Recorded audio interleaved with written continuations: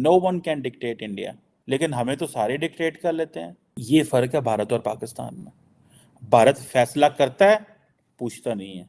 हमें पहले पूछना पड़ता है, फिर फैसले करने पड़ते हैं। अमेरिका का नो डाउट एक सुपर पावर है दुनिया का, लेकिन फिर भी इंडिया सामने जैसे खड़ा होता है। 3 औजार के साथ घूमते हैं। एक पैंट के जिप में औजार होता है जिससे वो बलात्कार करते हैं, एक जुबान में औजार होता है जिससे वो गाली गलौज करते हैं, और एक औजार। आप खुश हो यहाँ? एक आम बंदे से भी आप पूछ लोगे ना, उसकी आंखों में भी आंसू आ जाएंगे।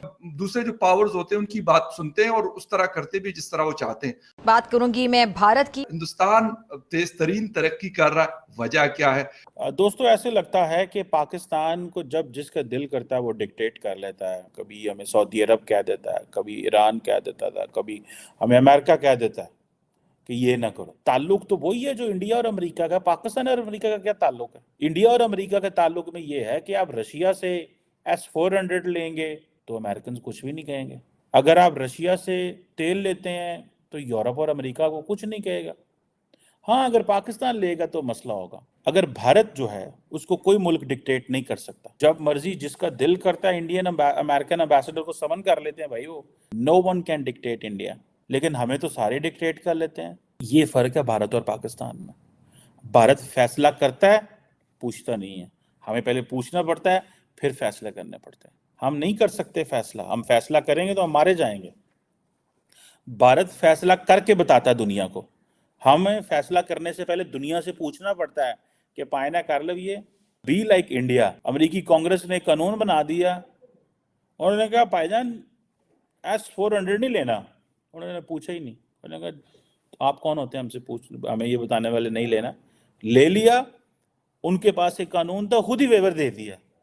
इंडियंस ने पूछा भी नहीं वेवर दें। जो भी तरक्की की है उन्होंने अपने आप को बचा के रखा और फोकस उन्होंने इकॉनमी पे रखा, जिसकी वजह से उन्होंने तरक्की की है। दूसरी बात भी है कि जो भारत की तरक्की है वो भी अल्टीमेटली वेस्टर्न जो पावर्स हैं उनको पसंद नहीं है कि ये इतनी स्पीड पे तरक्की करके आगे जाए और कैचअप न करें। मैं बताना ये चाहूंगा कि भारत इस वक्त 8.4% पे है, अमेरिका की इकोनॉमी 2.1% पे है। लेकिन इंडियन पॉलिसी बड़ी क्लियर है इस हवाले से, और उसके मुकाबले में जब हम पाकिस्तान को देखते हैं तो पाकिस्तान जैसे मतलब बहुत दफा ऐसा हुआ है कि फिसल जाता है, या जो भी हम कहते हैं हमारी पॉलिसी ऐसी होगी कि हम दूसरे जो पावर्स होते हैं उनकी बात सुनते हैं और उस तरह करते भी जिस तरह वो चाहते हैं।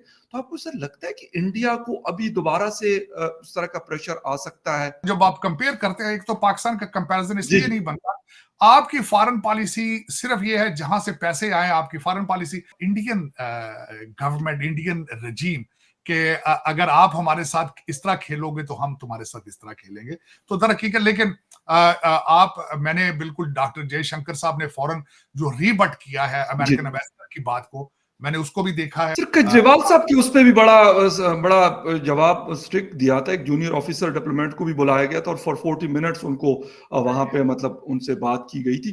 तो ये भी हम देख रहे हैं कि इंडिया मतलब बहुत शायद मतलब उस तरीके से नहीं लेता बातों को। अमेरिका का नो डाउट एक सुपर पावर है दुनिया का, लेकिन फिर भी इंडिया सामने जैसे खड़ा होता है। मैं बल्कि कौंसल जिनको बुलाया गया था, ग्लोरिया बर्बेना उनका नाम था। पिछले 2 हफ्तों के अंदर 2 चीजें हुई थी। ना सिर्फ अमेरिकन बल्कि जर्मन उन्होंने भी अपना तहफ़्फ़ुज़ात का इजहार किया था। मिस्टर केजरीवाल, अरुण केजरीवाल के हवाले से उन्होंने अपने तहफ़्फ़ुज़ात का कि उन्हें वहां पे जर्मन ने कहा था कि उनको अदालती आजादी होने, हम we are watching it. Who you are to watch to begin with? आप खुद अगर जर्मनी की हालत देखी जाए तो वो अपने कंजर्वेटिव पार्टी पे पाबंदियां लगाने के चक्कर में है।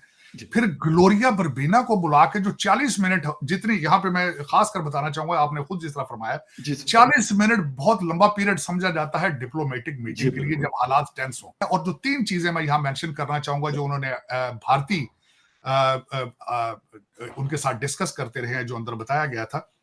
एक तो उन्हें बताया गया कि आप खासकर अबॉर्शन के हवाले से अमेरिका के अंदर हालात क्या है।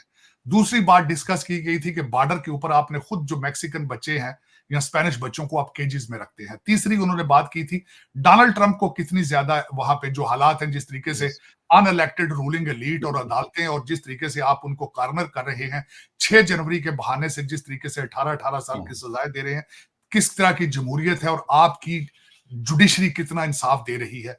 ये 3 चीजें भारत ने उनको आईना दिखाने की कोशिश की और मैं समझता हूं वाकई ये बात मैं किसी तक मैं I am sitting in America 3 साल Donald Trump was not a threat जो ही उन्होंने अपनी कैंडिडेसी डिक्लेयर की है 90 केसेस हैं उनके ऊपर तो ये जाके अरुण केजरीवाल के लिए परेशान है हाउ डेयर यू मुसलमान मर्द 3 औजार के साथ घूमते हैं एक पैंट के जिप में औजार होता है जिससे वो बलात्कार करते हैं एक जुबान में औजार होता है जिससे वो गाली गलौज करते हैं और एक औजार जो आपके पाकिस्तान से आता है बम गोली बारूद 3 औजार के अलावा मुसलमानों को आता क्या है आप न्यूक्लियर बॉम्ब की धमकी दीजिएगा बिका हुआ है आपका आप अपने पोर्ट की धमकी दीजिएगा बिका हुआ है आपका आपके पाकिस्तान का कितना हिस्सा बेच चुका है आपकी सरकार कितने हिस्सा बेच चुकी है ये आपको भी नहीं पता होगा जो पाकिस्तान अपनी बहु बेटियों को हनी ट्रैप करके हनी ट्रैप जैसा धंधा पे बैठाता है वो पाकिस्तान पीओके बेचने में कितना समय लगाएगा पाकिस्तान ने अजमल खसब बनाया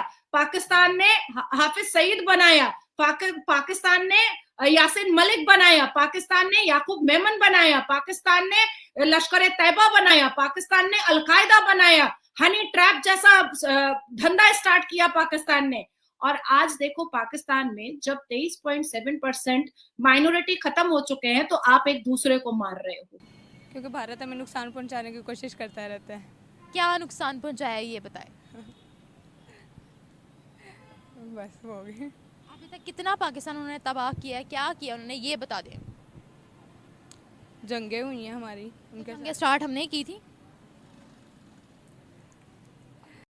पाकिस्तान के पास आईएमएफ के बेल आउट पैकेजेस लेने का रिकॉर्ड है पाकिस्तान लगभग 23 बार आईएमएफ प्लान के अंडर जा चुका है और 24वां प्रोग्राम ऑनगोइंग है और इससे पता चलता है कि पाकिस्तान की फाइनेंशियल पॉलिसीज़ कितनी घटिया और इर्रिलेवेंट हैं इसी वजह से पाकिस्तान पूरी तरह से निर्भर करता है फाइनेंशियल इंस्टीट्यूशंस पर और वेस्टर्न कंट्रीज़ पर प्राइमरीली अमेरिका पर और जब आप किसी पर निर्भर होते हो तो फिर आपकी सॉवरेनिटी भी कॉम्प्रोमाइज़ होती है जो पाकिस्तान के केस में हो रही है पाकिस्तान को अमेरिका जैसा कहता है अब पाकिस्तान को वैसा ही करना पड़ता है या फिर चाइना जैसा बोलता है वैसा ही करना पड़ता है और उसका रीज़न ये है कि पाकिस्तान ने दोनों ही बड़े देशों से पैसे पकड़े हुए हैं और अगर पाकिस्तान उनके कहे अनुसार नहीं चलेगा तो पाकिस्तान को वो बहुत ज़्यादा नुकसान पहुंचा सकते हैं जबकि दूसरी तरफ भारत सेल्फ रिलायंस की तरफ बढ़ रहा है भारत के जो